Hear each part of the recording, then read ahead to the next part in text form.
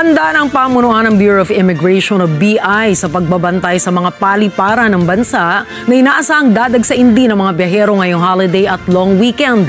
Ayon kay BI Commissioner Joel Anthony Viado, magdaragdag sila ng tauhan para matiyak na fully managed ang mga immigration counters para sa mas mabilis ng pagproseso ng mga babiyahe.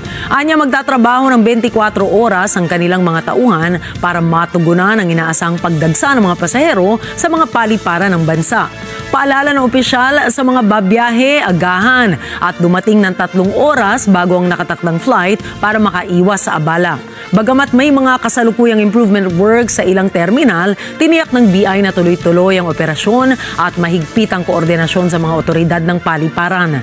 Hinikayat din ng ahensya ang publiko na bisitahin ang opisyal na Facebook page ng BI para sa mga updates at sitwasyon sa mga paliparan.